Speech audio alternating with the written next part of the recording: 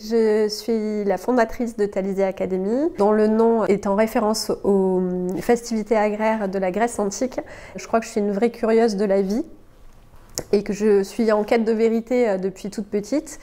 Donc du coup, je m'intéresse à beaucoup de sujets différents, que ce soit de l'ordre des spiritualités vivantes, mais aussi voilà, de la philosophie et aussi des sujets beaucoup plus scientifiques puisque j'ai une base d'études scientifiques avec des maths et de la physique. Donc il y avait déjà un questionnement sur quelle est la nature de la réalité et donc qui s'est étendu au fur et à mesure des années à d'autres champs d'investigation qui soient de l'ordre spirituel ou de l'ordre philosophique. Dans cette quête de vérité dans tous les domaines, j'avais envie de proposer des thématiques qui pouvaient être partagées avec d'autres et voilà, surtout créer un espace de savoir, mais aussi un espace de lien entre les idées, de lien entre des disciplines et de lien entre nous, entre les humains, avec tous nos paradigmes. Il y a peut-être un mot qui m'anime aussi dans ce désir de partage envers les gens, c'est peut-être d'oser des disciplines différentes.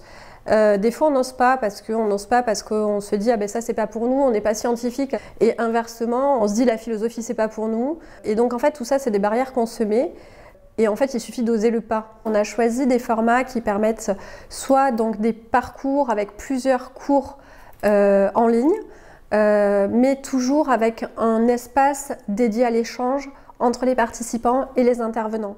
Donc les intervenants sont toujours animés vraiment dans leur discipline et on sent vraiment cette envie de transmettre et ils laissent vraiment un espace de communication avec tous les participants, ce qui permet vraiment un échange riche et où chacun a la place de pouvoir s'exprimer ou pas. Donc il y a un parcours voilà, des philosophes rebelles et visionnaires, mais il y a aussi un parcours qui est consacré à la tradition soufie et un parcours qui est dédié aux médicaments. Mais il y a aussi des formats en présentiel, notamment des conférences qu'on organise surtout sur la région Pays Basque. La prochaine à venir est avec Frédéric Lenoir sur les clés de la sagesse stoïcienne. En lien avec son dernier livre sur Marc Aurèle, qui était un des stoïciens. Donc on a hâte, et ça ce sera le 25 avril à Anglette, à la Chambre d'Amour, à l'Espace de l'Océan.